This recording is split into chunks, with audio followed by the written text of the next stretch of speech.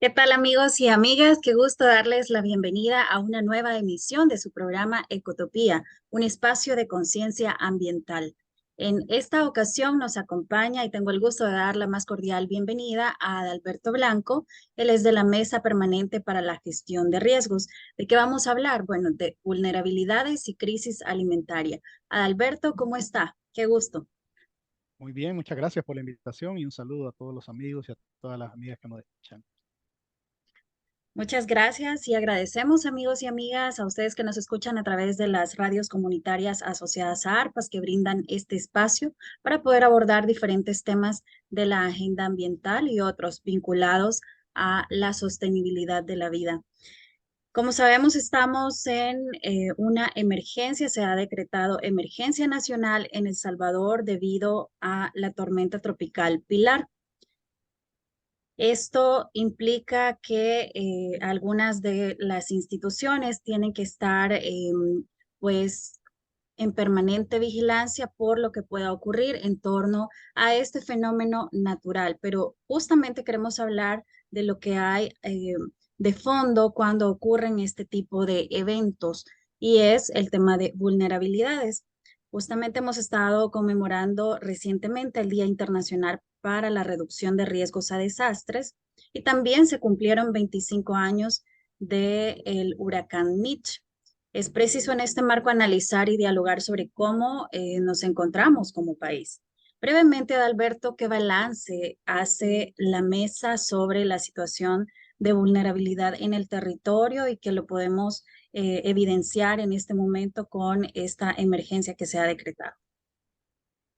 Sí, yo creo que podemos introducir el tema partiendo de dos premisas. Dos premisas que salen del tema de riesgo, entender qué es el riesgo. El riesgo está compuesto por dos componentes. Uno son las amenazas y la otra son las vulnerabilidades, justamente como tú decías, ¿no? En el caso de las amenazas son externas generalmente y tienen varios orígenes. Centroamérica es una región multiamenazas porque además de las situaciones socioeconómicas en las que vive, también tenemos volcanes, terremotos, sequías, inundaciones, el cambio climático.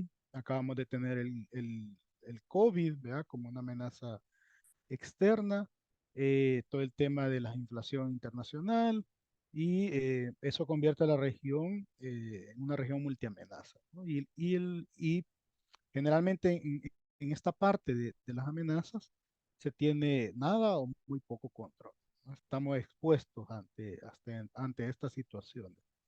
Y el segundo componente de riesgo que tiene que ver con la vulnerabilidad. Y la vulnerabilidad tiene que ver con nuestro modelo de desarrollo, es decir, cómo estamos organizados como país para hacer frente a estas amenazas. Esto quiere decir que las amenazas no son eh, por sí solas causantes de desastres, sino que las amenazas, eh, cuando nos, eh, cuando nos encontramos estas amenazas en condiciones de vulnerabilidad, entonces ahí se puede convertir el riesgo en desastre, ¿no? Y esta parte que es interna, que es el tema de la vulnerabilidad, tiene que ver con este modelo de desarrollo. Y este modelo de desarrollo hoy por hoy es un modelo de desarrollo que daña el medio ambiente, precariza a la población y por lo tanto nos hace susceptibles ante estas amenazas externas. Eh, ¿Qué quiero decir con esto? Quiero decir que, por ejemplo, el Ministerio de Medio Ambiente en los dos últimos años, en sus dos últimas memorias de labores, dice que ha entregado más de 3.000, casi 3.000 permisos ambientales, ¿no? En 2 años, según sus memorias de labores, en 2021 dijo que había entregado 1.586 permisos ambientales y en 21-22 dijo que había entregado 1.399 permisos ambientales. Eh, Esto para una institución que debería llevar controles, hacer estudios de impacto ambiental, verificar que se cumpla la normativa, eso es imposible, ¿eh? Porque tiene un presupuesto reducido y para la cantidad de permisos que ha entregado. Entonces, lo que significa que el Ministerio de Medio Ambiente está convirtiendo, se ha convertido en una instancia pasapapeles que pone sellos y aprueba, ¿no? Entonces, eso nos pone en mayor vulnerabilidad ante estas amenazas externas. Justamente ahora, ante una emergencia tropical, lo primero que pensamos es en zonas altas, donde están donde se está depredando el bosque, y en las zonas bajas, que es donde la escorrentía se acumula y llega al final y puede causar grandes estragos, ¿no? Entonces, más o menos por ahí vamos, o sea que estamos en unas condiciones que no han mejorado en los últimos años, por el contrario, se ha generado una permisibilidad absoluta en el tema medioambiental, y esto nos vuelve susceptibles a sufrir y a que se generen estos desastres. Según mencionaba recientemente la Mesa para la Gestión de Riesgos en una conferencia de prensa, entre el 80 aproximadamente el 88,7% del territorio se considera de riesgo, el 95,4% de la población vive en esas zonas. Esto según datos oficiales, ¿no, Adalberto? ¿Cómo se Sí, expresa estos datos que ya son muy reveladores y que está provocando que, lejos de avanzar en una gestión integral como la mesa lo ha venido posicionando durante muchos años, se esté retrocediendo? sí, justamente son datos del Ministerio de Medio Ambiente ya desde hace varios años. Seguimos ocupando esos datos porque no hay actualizaciones debidas, y por lo tanto consideramos que todavía son válidos. Pero estos datos nos dejan una fotografía clara de cómo estamos como país, es decir, que la mayoría de la población vive en zonas vulnerables, entendidas estas como fallas tectónicas, volcanes, zonas de derrumbes. Solo ver esta cantidad de gente que se desplaza desde el occidente del país vía Los Chorros a San Salvador, que está en riesgo, ¿no? Cada vez que pasa por este lugar, eh, ya nos da una idea. O sea que deberíamos, como país, deberíamos apostarles como una visión general, una visión a futuro para la reducción integral de riesgos, sabiendo que todo esto nos pasa y nos puede pasar. Entonces deberíamos de prevenir, ¿no? Y de momento no es esa apuesta. La apuesta es justamente lo que hemos visto eh, para esta emergencia anoche, aprobar varios decretos a la vez. La emergencia, por supuesto, lo que dice la ley de protección civil, pero además se aprueban decretos de compra, de exención de los procesos administrativos para el tema de compra, ¿no? Cuando ya existe un fondo, el FOPROMID, que es el Fondo para Mitigación de Desastres, que el gobierno puede echar mano de esto. eh, por lo tanto, no necesitaríamos de estos decretos, pero sí lo que necesitamos es mayor apoyo de las comisiones municipales, comunales de protección civil, que con el recorte del FODES pues han quedado a la deriva, sin recursos, y un desmembramiento, ¿no? de la estructura de protección civil a nivel nacional. Eso es lo que necesitaríamos, más que el show, ¿no? Que nuestro territorio sea menos vulnerable ante una amenaza como la que estamos viviendo en este momento. Y un tema central, Adalberto y amigos y amigas, cuando hablamos de vulnerabilidades y es cada vez más palpable, es la crisis alimentaria, que obviamente aumenta los riesgos en las comunidades. Decía usted recientemente que el país no está produciendo suficientes alimentos para alimentar a su misma población, pero ¿qué es lo que está detrás de esta situación que está causando que estemos en este contexto? Bueno, aquí hay una deuda histórica, ¿no? Con el tema de la producción de alimentos del país, con la implementación de los modelos neoliberales en los años 80 y 90. Se dio una desprotección al sector agrícola, productor de alimentos, eh, y desde entonces las prioridades han sido otras. En ese momento fueron estos programas de ajuste estructural, programas de estabilización económica que redujeron el Estado, el cierre del IRA, el debilitamiento del CENTA y el Ministerio de Agricultura. Luego vino Calderón Sol y dijo Calderón Sol que vamos a apostarle a las maquilas, ¿no? Entonces también se debilitó el Estado. Luego vino Paco Flores y Paco Flores le apostó a la dolarización y siguió debilitando la agricultura en El Salvador. Luego luego vino Saca, ¿no? Eh, no sabemos qué hizo Saca, pero también el agro siguió debilitándose. Luego vinieron los gobiernos del frente, que medianamente hicieron algo, pero que no se cambió estructuralmente el sistema, sino que justamente se debilitó también, ¿no? O sea, que no se fortaleció y al cambio de gobierno, pues volvió a caer. Y luego viene el gobierno actual en que la apuesta ha sido Bitcoin, eh, ha sido otras cosas, ¿no? Que no es la agricultura. O sea, se le ha inyectado más de 400 millones de dólares al Bitcoin, ¿verdad? Pero el Ministerio de Agricultura sigue teniendo menos del 1% del presupuesto general del Estado. Y este año ha habido un recorte de más de 34 millones de dólares a la entrega de paquetes agrícolas en comparación al año pasado. Entonces vemos que las prioridades no son la agricultura y por lo tanto la agricultura se vuelve más vulnerable ante los efectos adversos que se generan por el cambio climático. Hemos visto que casi todos los años ha habido pérdidas. Este año las proyecciones más mesuradas de pérdidas en maíz y frijol hablan de un 25% de pérdidas. Eh, Esto implicaría una dependencia, un incremento en la dependencia alimentaria, un déficit de la producción de frijol y maíz, en el frijol de más del 50% y del maíz de más de un 13%, ¿no? Entonces, al no producir nuestros propios alimentos como país, quedamos en un riesgo, ¿verdad? Un riesgo total ante lo que puede pasar, como pasó en Guatemala, ¿no?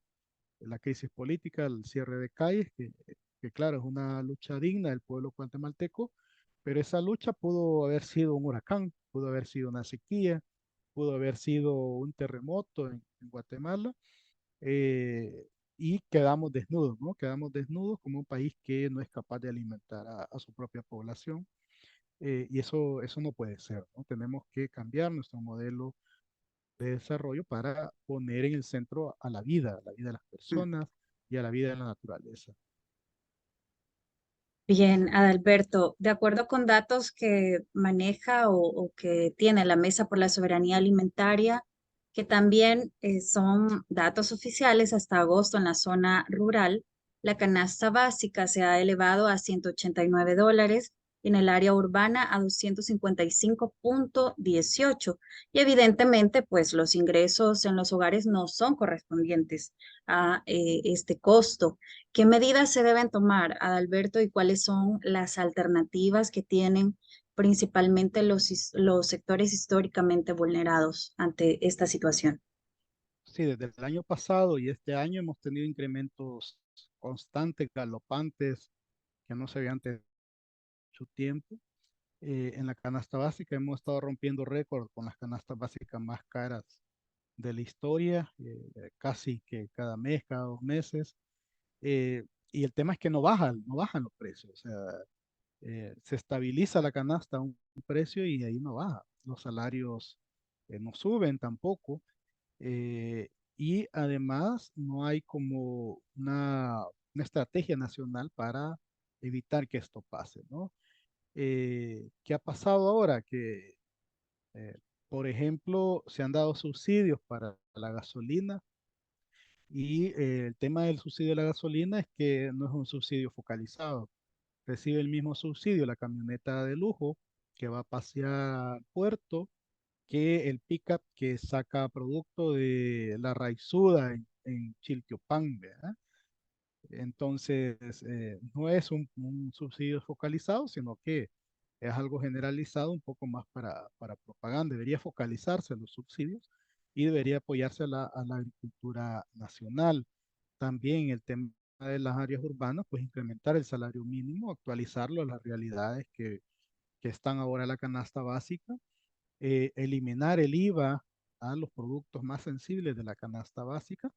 eh, en cambio, lo que hemos visto es, por ejemplo, eliminar aranceles a la importación de productos. Ahí lo que hacemos es fomentar la importación. Y al fomentar la importación debilitamos más nuestra estructura productiva, ¿no? Y además atender a las personas que están en una situación crítica de hambre, ¿no? Que necesitan apoyo inmediato. Los datos señalan que la pobreza en este país es casi del 30%, es decir, que un tercio del país es incapaz de comprar una o dos canastas básicas mínimas, haciendo el énfasis que nuestra canasta básica es la más pequeña en número de productos de Centroamérica.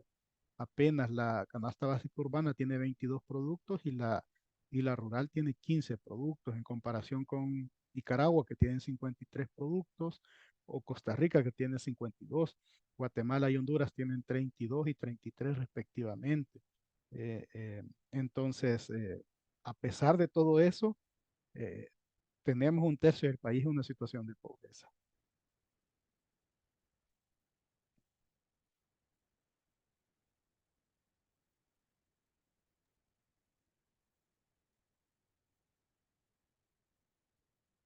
Bien, Adalberto, para ir finalizando con esta entrevista que abordamos en el marco de esta emergencia que se está viviendo en el país y que también ya decíamos, lo retomamos en el marco de la conmemoración del Día Internacional para la Reducción de Riesgos a Desastres, me gustaría que hablemos sobre cuáles son las demandas que se han expresado por parte de la Mesa Permanente para la Gestión de Riesgos en este marco y por qué el tema que abordamos ahora en el programa de Ecotopía debe ser prioridad para el quehacer del Estado y que también pueda ser más conocido, reconocido por todos los sectores, ¿no? Como uno central para, como decíamos, la sostenibilidad de la vida.